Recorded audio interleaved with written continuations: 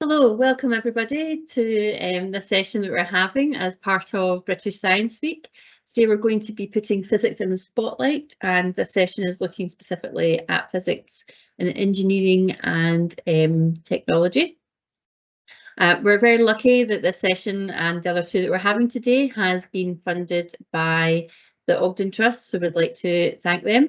And today we're going to come together to just share some different career paths that are available to you if you study physics. So we have two speakers with us here today. We have Claire and we have Katrina. We're going to be finding out a little bit more about them just shortly.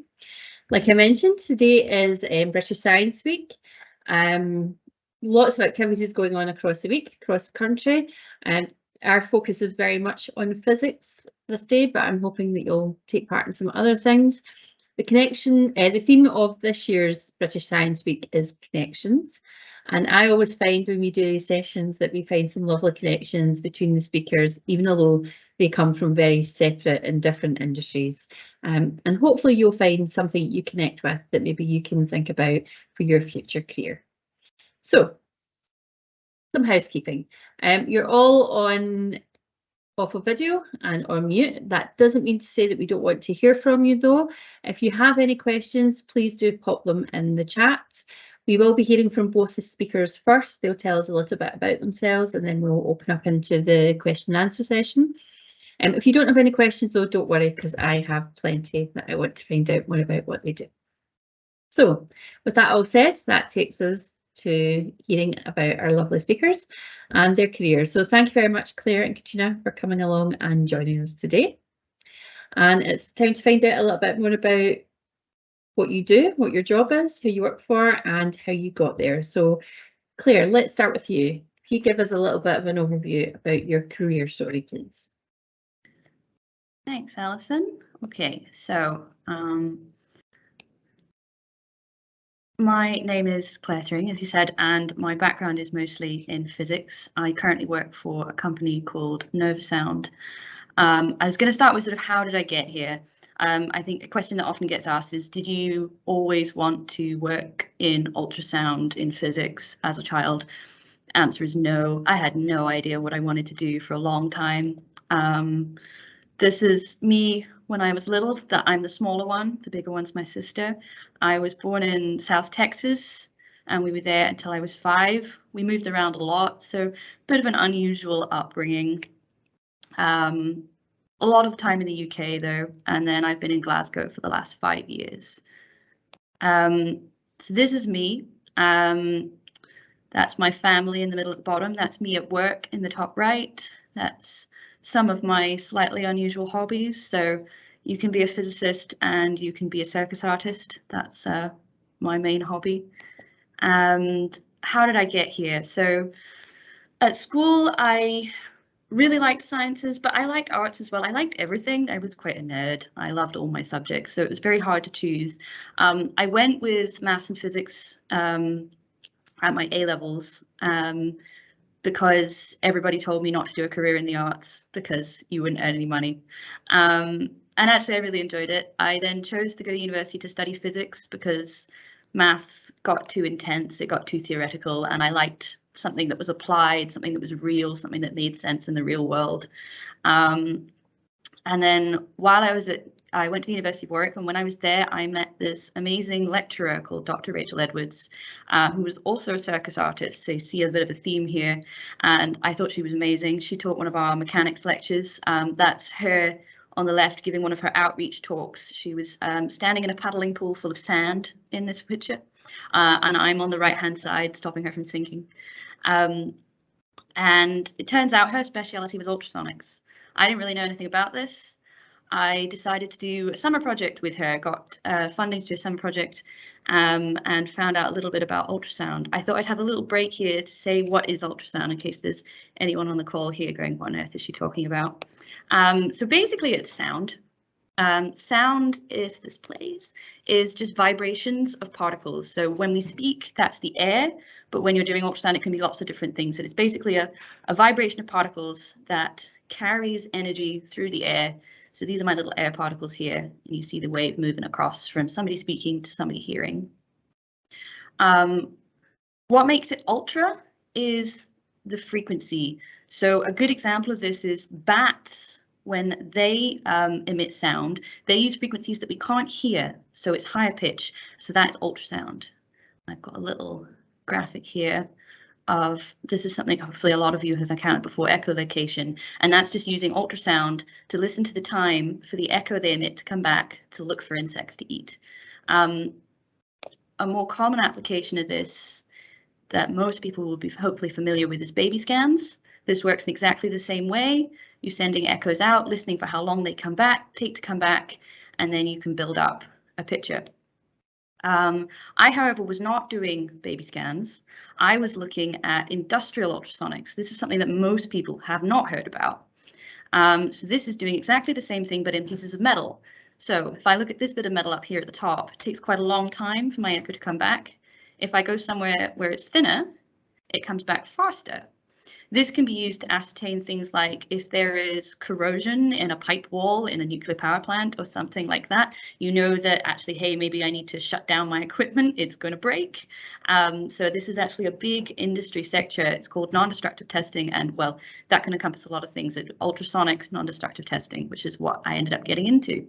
So this was my undergraduate student summer project. This was particularly cool because we were doing it with lasers, and who doesn't love lasers?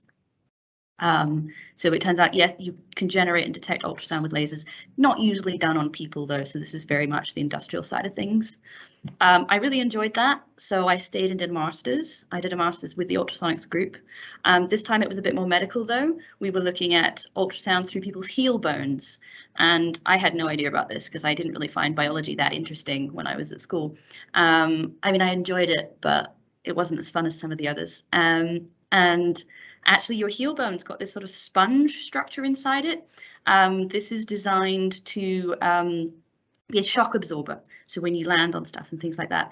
And there is a disease called osteoporosis that I'd never heard of, but apparently it can affect huge quantities of people, mostly when they get older.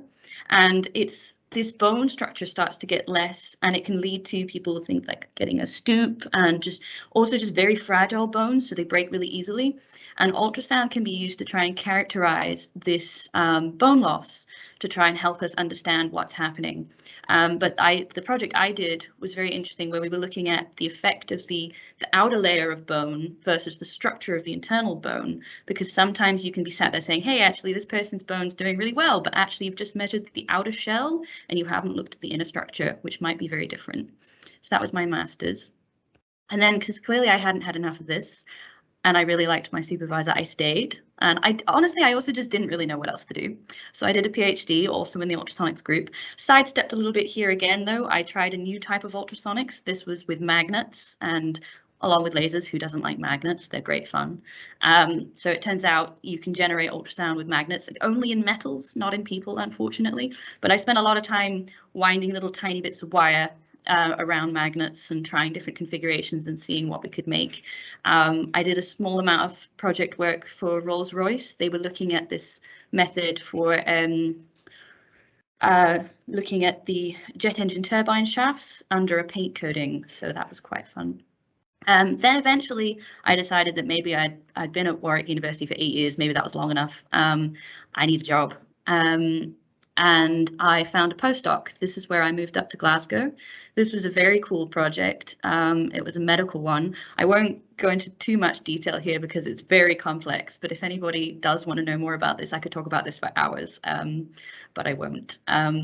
This was looking at injecting magnetic microbubbles into, this project was mice, but obviously long-term hope would be people, injecting these magnetic microbubbles.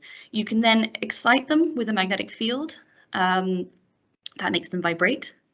So you've got this sort of vibrating tissue. Then you can image the tissue vibrating using ultrasound, and different types of tissue will vibrate differently. And you can use that to see if a tissue is cancerous. So cancerous tissue becomes stiffer. So we're working on this as a potential non-invasive diagnostic tool. It's got a long way off getting towards people, but anyway, that came to a close, ran out of funding. What am I going to do next? And I found this company Novasound nearby. Actually, what happened was one of my friends from my PhD who did a similar project with the same supervisor, went and joined this company and said, hey, you should come here, they're really great. And I was already in Glasgow, so they were just down the road. Went for an interview, and I won't go too much into it, but they're a small startup, so this was really different from being in a university setting. And the sort of the key thing that they have is a thin, flexible ultrasonic film. So most ultrasonics is these sort of great big chunky devices that you see for baby scans, or some of the other crazy stuff I was doing with magnets and lasers. This is this really thin, low profile, flexible material. This is our founder, Dave. He's also a physicist, so I felt like this was quite a good thing to include. Unfortunately, he's off in France at the moment, so I couldn't push him in for a talk in the sessions this week. But if you do see any of his talks around, I'd really recommend it. He's a brilliant speaker. He's from Scotland as well, from around here, and has a sort of similarly slightly academic background, and then founded a company. This is me now. So I've been with Novasound for 3 years. I now run my own team, which is really exciting. There's about 38 of us in total. I'm supervising 6 people now, which has been quite exciting. We are the application specialist team, which I realize is a really vague title, but it largely means we are doing a lot of the high-level research and R&D. We are, what happens if I stick this to that and try and do this, and this kind of thing. And it's really fun. I really love it. It's also a lot of pressure. We do a lot of project work where it's funded by a customer coming in saying, hey, could we develop this? If we gave you some money, could you do some research? And then which causes a lot of deadlines. Let's see, main sort of just a very quick overview of some of the things we've got. Bottom left there, that is an ultrasound sensor that I developed when I first joined here, which is a high temperature one. So it does pipe wall thickness monitoring, as I was explaining. Then the one in front of the horse, that's our flexible array. That's also an industrial inspection. And then one of the other things we've started working on lately, which is really exciting, is our wearables. So you see in the bottom image there, somewhat janky looking 3D printed prototype of what's hopefully going to be a dehydration monitor. We're also looking at blood pressure monitoring and a few things like that. So that is really very exciting. We also do some medical work. We're working on a dental scanner for a dental company. The idea being less X-rays. And we are working on some miniaturized tiny arrays for going on catheters for imaging and for lots of different applications. And I'll shut up there because I will possibly say something that our IP lady will tell me that I shouldn't have said. So I thought I'd just end with this. That high temperature sensor I developed when I first moved here won an award last year. That's my boss on the left in the picture and our CEO on the right. And then I think questions is actually going to be at the end after Katrina. Yeah, okay, so that's me. Thank you. I hope that wasn't too fast. No, that was great, Claire. Thank you very much for that. Some really interesting little threads there that I will be picking up on after the talk. So that takes us now to Katrina. Yeah. I mentioned earlier that there was going to be connections, and I can see that the startup threads is already a connection between you two. Definitely. Yeah. Okay. Good morning, everyone. My name is Katrina McGill. I'm actually dialing in today from Rotterdam in the Netherlands, where I now live, but I'm originally from London. So today my job is project manager at a company called Battleizer. So I'll tell you a little bit about what our product is, and then a bit more about my career journey to how I got here. So at Battleizer, you could maybe guess from the name, we have a battery and an electrolyzer product. So a battery is, like you all know, having your mobile phone, something stores electricity, and an electrolyzer is something that produces hydrogen. So our intention is to provide these units that can provide green hydrogen. So why is this interesting and important? So we are entering a energy transition, or already started, where we will decrease our use of fossil fuels and increase our use of renewables. So the tricky thing about renewables is they produce power like this. When it's sunny and windy, they produce a lot, and when it's not sunny, when it's nighttime and not windy, they don't produce much at all, as compared to fossil fuels that produce a steady amount. So first thing we have to do as we enter this climate energy transition is follow the production of energy production as much as possible, and also have some storage. So what as we go forwards, we want to directly electrify as much as possible. So what that means is, like your electric cars, when you're producing electricity, you want to charge everything, use that electricity directly as much as possible. And the reason for that is because if you convert it into stored energy and then back again into electricity, you lose energy. So you want to directly electrify as much as possible, but in some conditions, you just can't directly electrify things, such as steel production. So in those scenarios, you need to have something, and there is a great demand for hydrogen to provide that alternative to fossil fuels. And there's also lots of growing demand for hydrogen for stuff like ammonia and like fertilizers. So essentially you've got this big demand for hydrogen, and that's coming, and that's getting increasing in the future. And the energy sources is mostly coming from renewables. So we have this integrated product which has a bit of battery and a bit of electrolyzer. So when the electricity price is really low, you charge the battery and then it starts producing hydrogen, and so you can make that hydrogen really cheaply. And then when, for example, it's nighttime and there's less renewables and the electricity price goes up, then you can stop producing hydrogen, so you don't make it when it's expensive, and you discharge the battery to the grid, and you can sell the electricity that you've stored at a higher price than you would if you sold it when it was sunny, and so you can make more money overall from your renewable assets. So that's what we're trying to do. So Battleizer is also a startup. We're about 50 people now, and we're a spin out of the Technical University of Delft here in the Netherlands. Okay, so how did I get to be here as project manager at Battleizer? So at school, same as Claire, I liked lots of different things.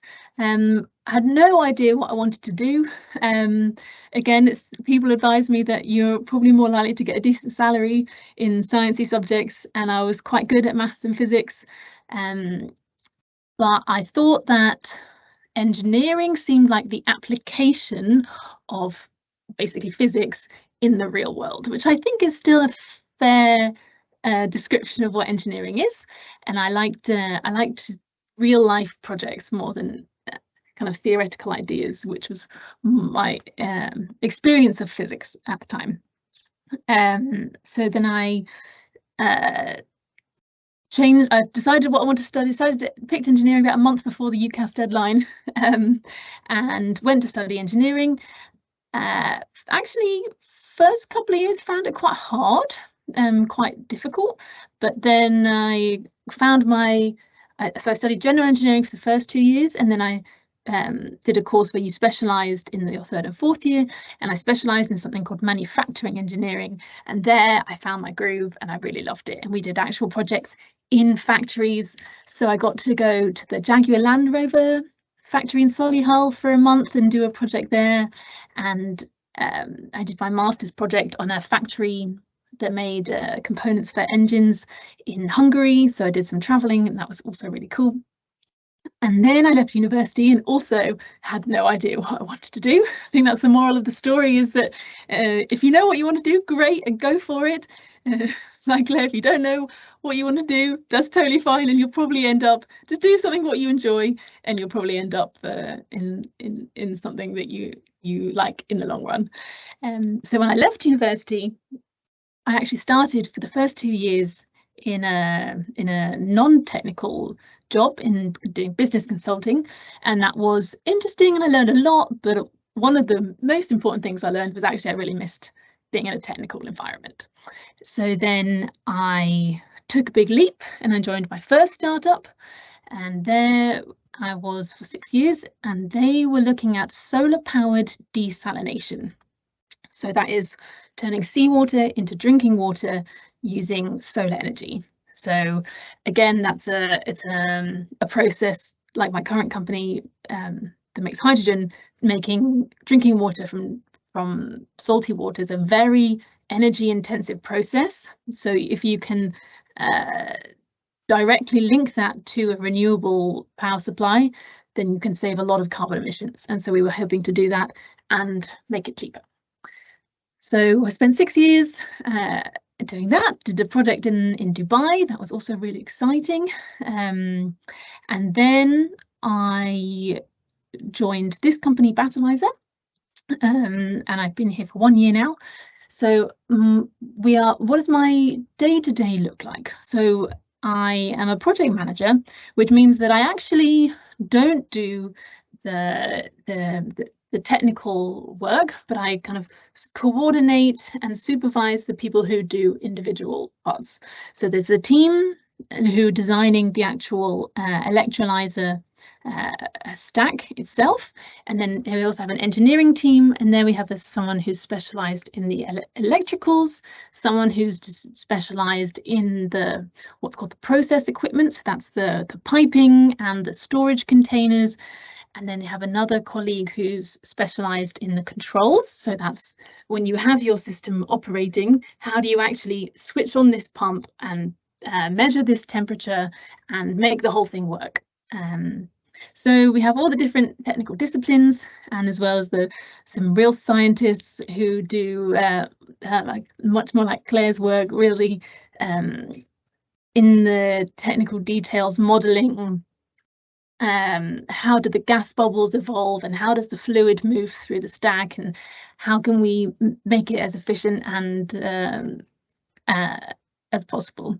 So there's lots of different technical careers here, all of them exciting and interesting in their own way. But I personally enjoy my role as project manager a lot. I like to see the overview. I like to see where the company's doing, like where the project is going, and to see a whole project evolve from the start through to actual deployment. This is a working prototype, which is what I'm working on at the moment. It's really exciting. Thank you very much for that, Katrina. This is now the part that we get to ask questions to find out a little bit more detail about what they do. If you have any questions, please pop them into the chat box. But I have some questions. So obviously the session today is very much about physics in the spotlight, and you both have jobs that have a real technical element to it. So you clearly you need to know some of the science behind what it is you're doing to be able to do what you do well. But when you study something like physics, it's not all just about the science. It's also about some of the transferable skills that you learn, things like problem solving. So in your experience, what are some of the things that you maybe started to learn at school and then really developed when you were doing your further study, that now it's very much absolutely key to everything that you do in your job today? We'll start with Claire. Okay. Being organised is definitely one for me. It did not come naturally. I'm a very chaotic person. I'm also really forgetful, and you can't run a team. You can't, to be honest, you can't even run your own project. Even just during my PhD, where the only person I was responsible for was myself, you need to get organised. And I actually almost went overboard and am now excessively organised to try and make up for my natural chaos, I think. During my PhD, I kept the most elaborate lab books. I filled up 4 notebooks over the 4 years. And I like, every day I would write down notes on what I'd tried and what I'd done, and I even made like a contents page so I could go back and find things stuck in all my graphs and things like that. And then I think most of the other PhD students thought I was completely crazy for doing this. I said, honestly, if I don't keep good records, I'll not remember a single thing and I will not be able to write it up. I don't know how they keep this kind of stuff in their heads. And actually, it's been really useful coming into running a team and things like that. I have to have lists. I have to have reminders set for everything because I will not remember otherwise. So I think that was a really big thing for me. What about yourself, Katrina? I think for me, the key one is being able to communicate well. I think that is something, so in my job, it's really, I mean, in all jobs, it's really important to be able to explain what you're doing to other people and why it's important. And I think that definitely starts at school. Presentations, drama class, yeah, those are really important skills you take with you. Excellent. I can see somebody's typing, so while they're just finishing off their question, could you tell me what a typical day in your job looks like? We'll start with you, Katrina. So it depends on the phase of a project, of course. So a project where you go through you start with the basic design, and then you go into the detailed design, and then you go into actual building stuff. So it depends a bit on the day. At the moment, my project is at the end of the detailed design phase. So I have already bought most of the equipment. So there's a lot of discussion. So my day might look a lot like calling the phone for a supplier, someone who sold me a pump and someone who sold me an instrument, and I might check some final technical details. So exactly what voltage does your instrument your temperature sensor needs to receive, and when exactly will it be delivered on site? I need it by the 1st of May. And then there's the second half of the day might be more around the actual finishing the technical details. So my colleague is making a big 3D model of the plant that we're going to build. So reviewing questions and working through that design. Okay. What about you, Claire? It's a difficult question. I think Katrina will probably appreciate startup life. You don't get a lot of days that are the same, which I think one of the things I love about it. You don't get bored. I can't cope with being bored. I lose my focus completely. So having a really interesting environment where you get different things coming in all the time. I think a lot of our stuff will be customer driven. So a lot of the time it will be things like our head of commercial team will come to me and go, Claire, this customer's asked me if we can do this. Can we? And I usually go, I have no idea. I'll find out. We're trying to formalize a bit more. We've actually now got some project management in, and having now got a physicist who's a project manager in Katrina, it has been life-changing, so much better. We're so much more organized. It's really good. Because there's only so much you can do when you're working closely with the project, especially when you need to coordinate across teams as well. So we've got the application specialists, but we've got our mechanical engineers, our electrical engineers, our software team, and a lot of these projects requires a lot of coordination. And yeah, I guess I have a lot of meetings. We have a lot of project meetings, which will be about cross-team coordination, checking in. Has this been done? Will it be done on time? Are we late? Is this going to impact the other team's work? How does that line up? Then also when I'm getting these sort of questions in from the commercial team, being like, can we do this? Sometimes it'll be okay. That'll be a quick test. I'll just plan an afternoon to go and try sticking something on something and see what it does. Or sometimes it'll be actually that's quite a body of work. Let's go write up a project proposal and try and get them to pay for it, because we need the money. We can't spend weeks and weeks trying to figure something out with no pay. So sometimes that turns into a big scope. We also run some internal projects. So we have a couple of launched products that weren't specifically developed for customers. One of them was this high temperature sensor. So I've been doing a lot of work lately about getting that out of my team who developed it and with our production team and technicians. So we've been doing a lot of updates to design to, okay, how do we make it easier? There was a really interesting learning curve of I developed this sensor, then tried to get somebody else to build it and found there were steps that they just could not do. So, okay, how do we make this simpler? Yes, I don't know if that answers the question. That definitely does answer the question. Thank you. So there does seem to, the communication that Katrina mentioned definitely seems to be something that comes through in that and the organisation. Great. So we do actually have quite a few questions, and we'll start with what I think could be an easy one, but that's up to you to decide. What was your dream job when you were younger? And either of you can answer that one. Go, Claire. Oh, okay. I think it depends what age I was. I went through a lot of dream jobs. I think when I was really little, I wanted to be a ballerina, and then discovered I had no coordination. I think I wanted to be an astronaut at one point, and then discovered you needed a lot of physical fitness. Changed my mind. I wanted to be a botanist at one. I wanted to be an archaeologist at one point as well, mostly because I liked digging holes in the ground.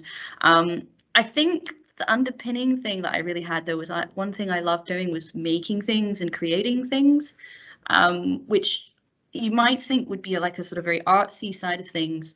I love building things out of cardboard and stuff, but I think realizing that actually you can be making and building things from a technical perspective, and that was a very nice sort of uniting of the two sides of what I was really interested in. But yes, at no point did I say I wanted to be an ultrasonics research scientist. Never heard of that.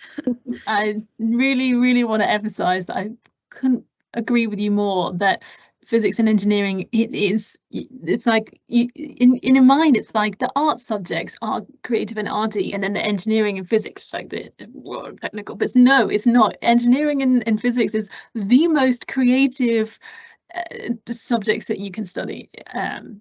Yeah, and I know a lot of people who trained who really wish they'd been engineers. A friend who went into fashion, and she's really interested in the section of technology in clothes and fashion, and she just wishes that she'd done an engineering or physics degree.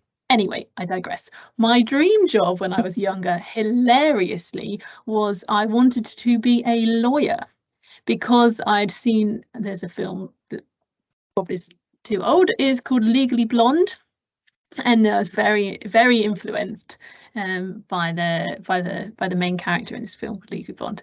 And then I did a week of work experience at a law firm when I was 16, and realised that would be the worst possible career for me. The thought of having to sit at a desk and read and write 12 hours straight would be, it's brilliant for some people. For my personality, would be terrible career choice.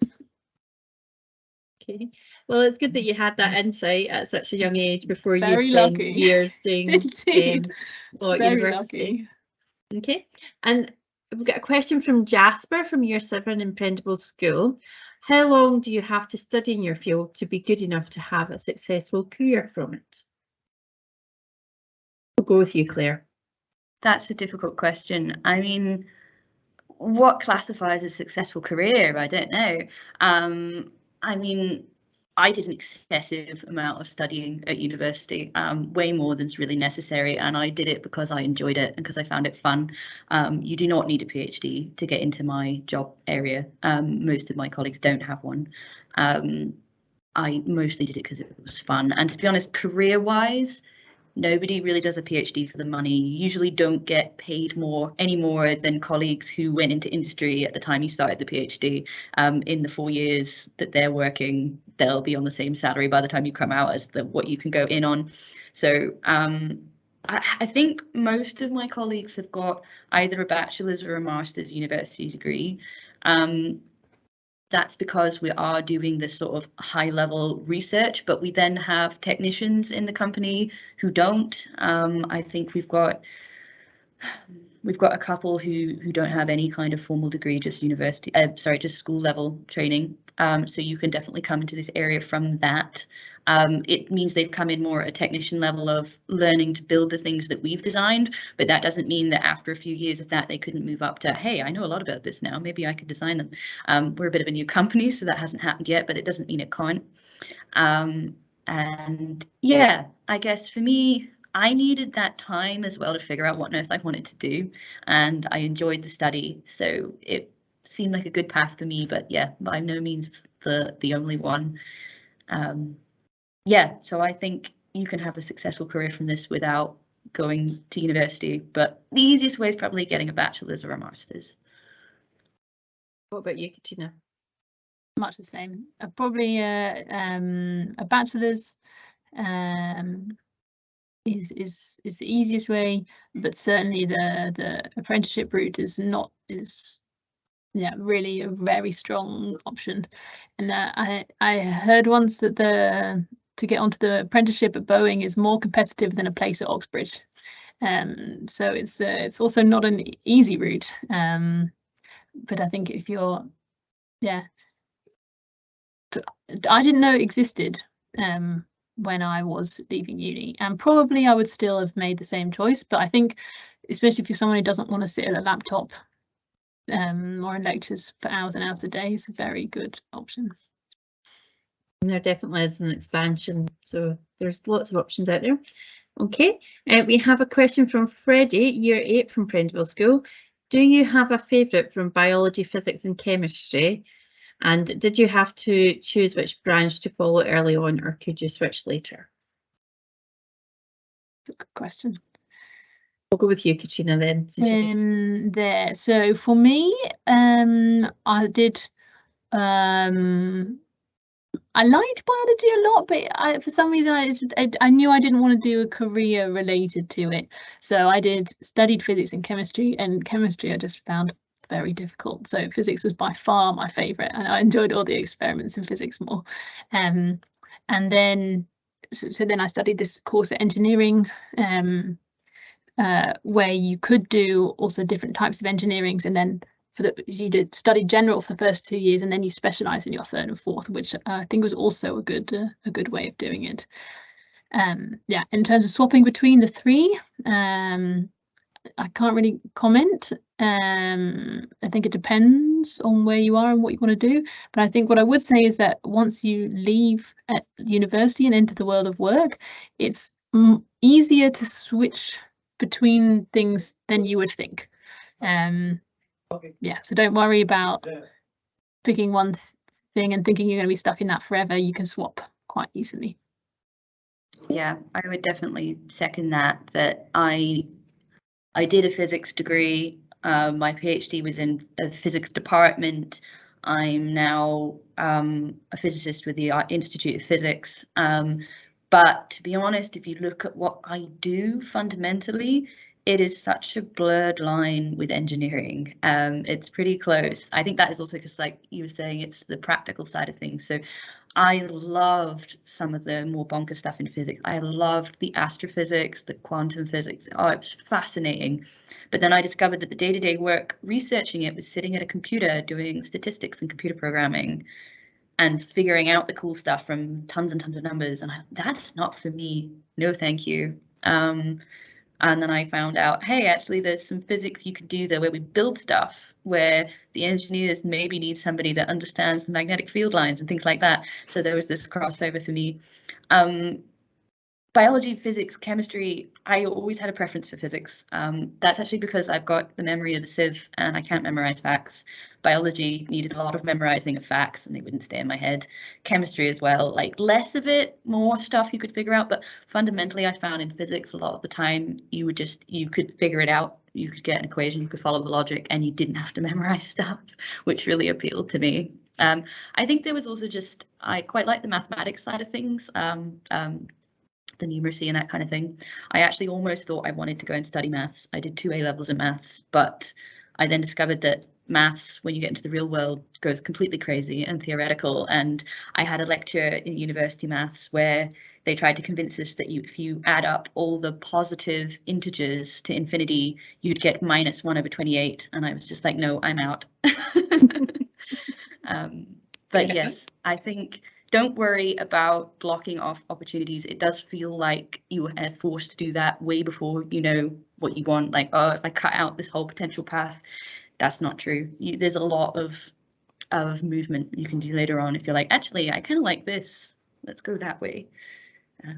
Yeah. And if you had to do a different career, now that you've seen more careers out in the world, what would you do? And that comes from Kathy McCalmont. Oh no, sorry, it doesn't. Comes from Ben, year 7. I really think I would do anything else. I really like climate. I think climate tech is one of the most important and exciting areas we can work in. The whole world being electrified, being an electrical engineer is not my speciality, but I think that's, it's super exciting. I just think I'm in the right field, and I'm bringing cool, innovative new technologies to market. I don't want to do anything else. Sorry, Ben. Your smell says it all. You seem very happy. Yeah, I also find it hard to imagine doing something else. However, there was a very brief moment where during my PhD, I started teaching in a dance studio. Having said that I was too uncoordinated to be a ballerina, I found circus a really good outlet because it's very different to dance. You don't need to have quite the same level of poise, but it's really fun.